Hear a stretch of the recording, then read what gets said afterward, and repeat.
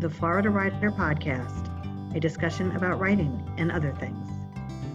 Hello, and welcome to this edition of the Florida Writer Podcast. Today, I am lucky enough to have with us Tyler Omoth. Tyler, could you give me your 60-second elevator pitch about who you are and what you write? Gladly. I am a digital content writer during the day, which means I write for websites. And then once the day shift is over, I shake off my work clothes and put on something silly, and I like to write books for kids. How many have you written? At this point, I have, I think, 67 that are in print, mostly 60. nonfiction. Mostly nonfiction. My goodness. Now, what type of subjects do you cover? They're all over the map, and that is actually one of the really fun things about it.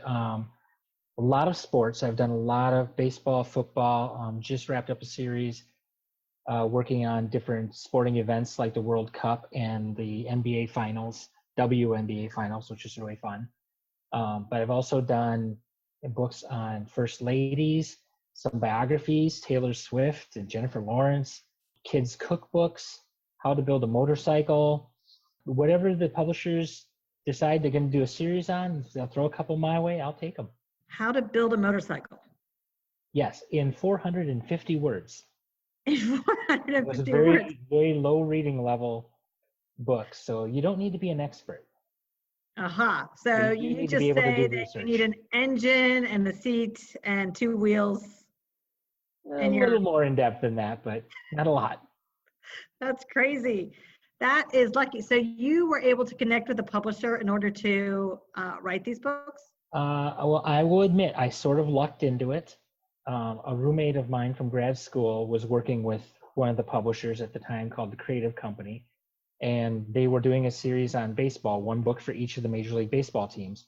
And he called me up and said, "Hey, we're doing this series, but we're lacking guys who really know baseball and can write. And I know you can. Are you interested?" Certainly, I'd love to do this. It was like a dream. So I got to do 3 baseball books, and then they followed that up with a series on football and then basketball. That was all I did for that particular company, but then I realized I had some friends in a neighboring company. A lot of these are located up in Minnesota. So I pitched them and said, "Hey, I'd like to do more." And now I'm just, eventually I earned their trust, and now I'm on their list. So when a new series comes up, hopefully they reach out to me and throw some my way. That sounds like a very exciting way to keep yourself engaged with the writing community, as well as do a little bit of research in fun activities, such as building a motorcycle. Absolutely. And then how did you actually become a writer? Well, I'm one of those rare people, I think, who I knew what I wanted to be from a very young age. I told stories and I wrote down stories when I was like 3rd, 4th grade. By the time I was 6th, 7th grade, it was really all I could think of doing. It was all I wanted to do.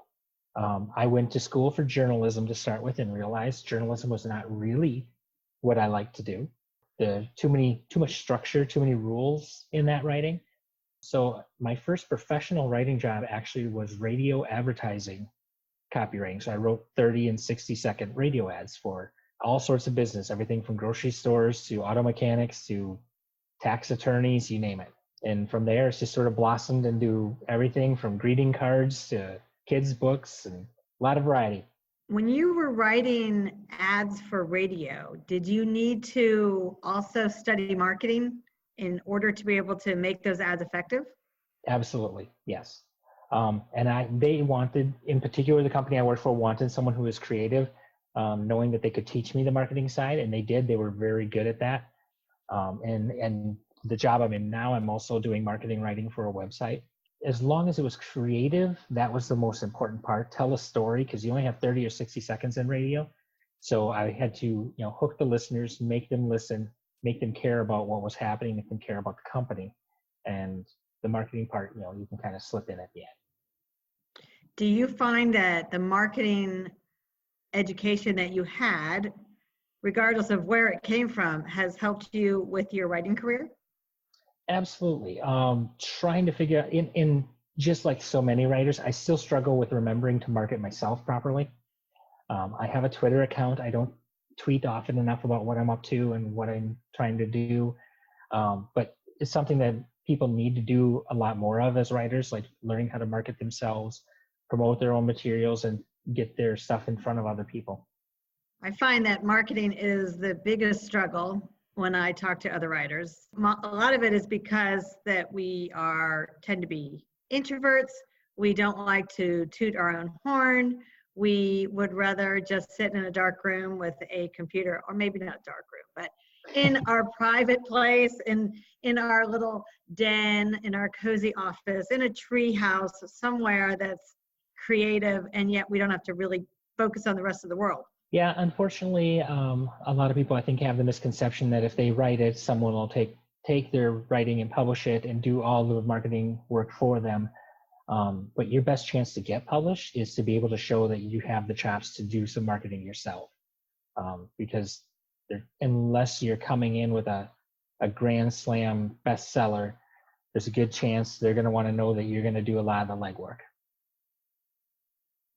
There is a lot of legwork with that. And you're right about the Twitter. I have a Twitter page. I don't tweet. And I'm on Facebook a lot, and I market for the Florida Writers Association maybe once a week, and I need to do it more often. And as currently the president, I think I need to do it even more, but I try to encourage everyone else to as well.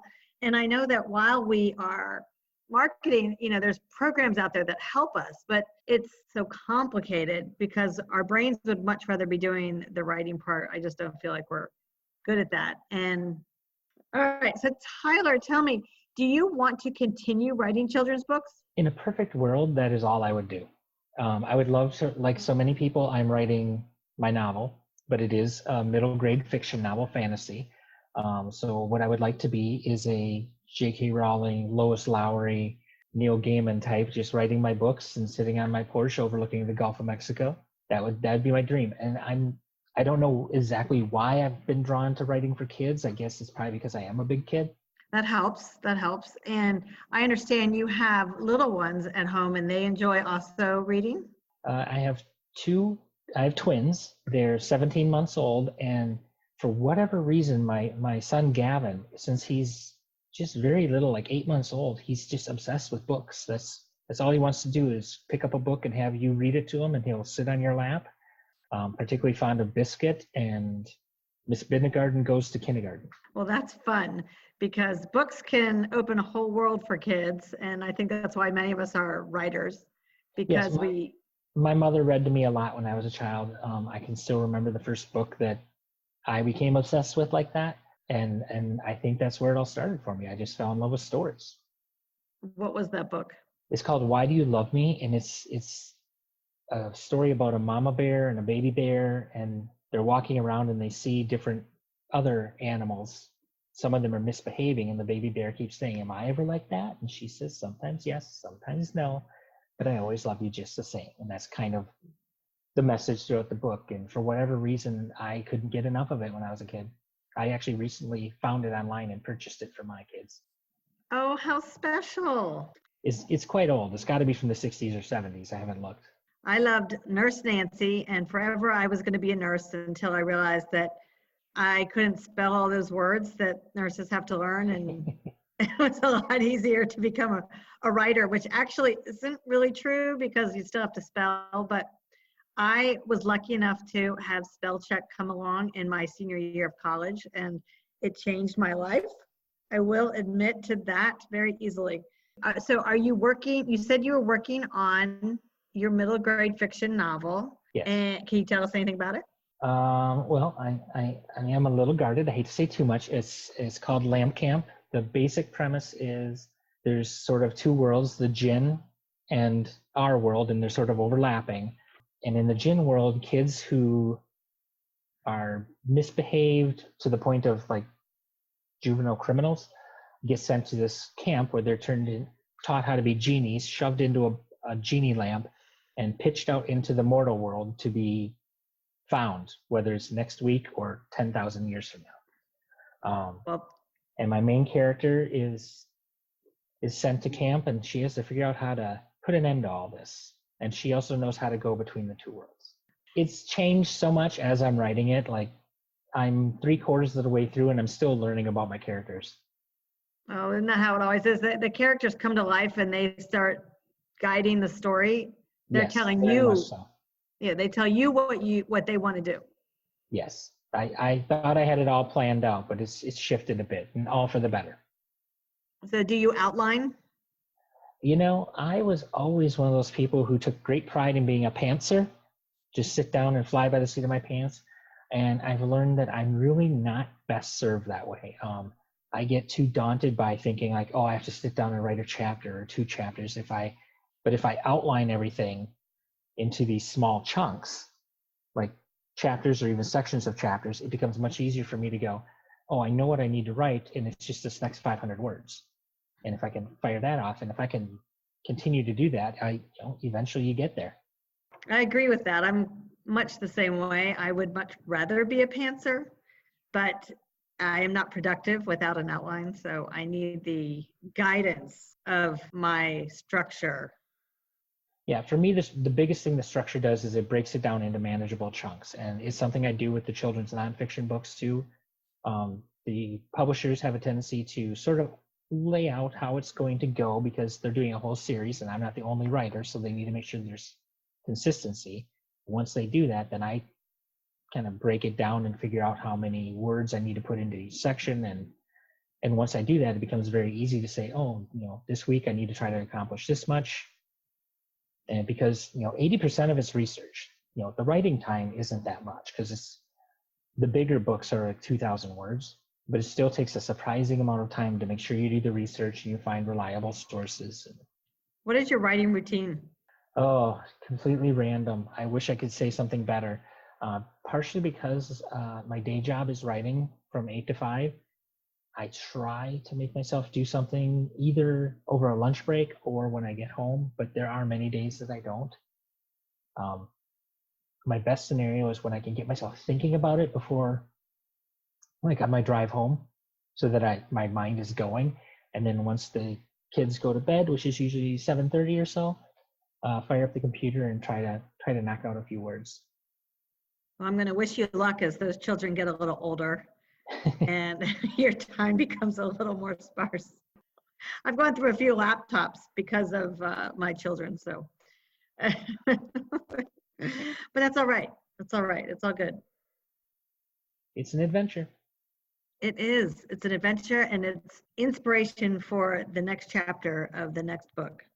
There are things that have come up that all of a sudden I'm like, oh, that's a great idea. And where did I get that? Oh, so that came from the twins. Okay. So hopefully they'll Yes, love it. of course they will love it. Yes, absolutely. Someday they'll be able to sit down with it and you can read it out loud to them. They would be fascinated. I read to my kids out loud until they wouldn't let me, which was probably closer to 8th grade, believe it or not. Wow. That's impressive. So yeah, I think for them it was just nighttime routine, like okay, let's go to bed, and I'd sit down and I would read whatever. I mean, at that point we were reading The Hobbit and Lord of the Rings. That's good. That's great stuff. We got more mature books, but they liked it. So Yeah, I'm particularly drawn to that middle grade age because I remember that being a very influential time for me. The Giver by Lois Lowry is one of my absolute favorite books. And once I started to read these books that were about kids sort of finding their place in the world and realizing that these stories could be more than what they just seemed like at the surface level, because when you're real young, you're reading stories, they're just kind of fun stories. And then right around middle grade, I feel like they start to take on a deeper meaning and having a little more nuance. And that's where I really felt like it kicked in for me. And Lois Lowry is definitely the one that I think of the most, is reading her stuff, thinking it's just a phenomenal.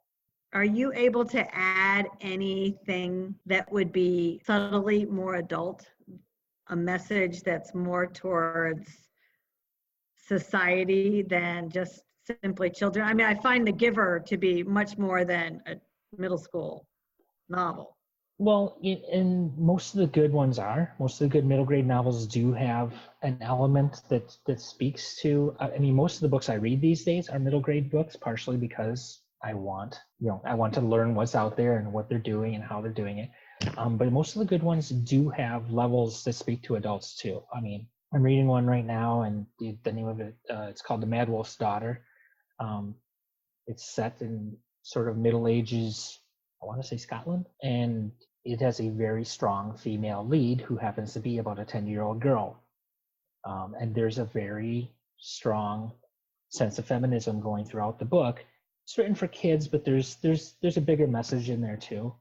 And I like that because I also have a female lead character. Well, I love that you are able to continue studying and researching with the ability to actually enjoy the stories at the same time.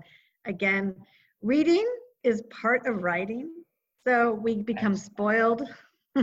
Absolutely. What I do is audiobooks on my daily commute.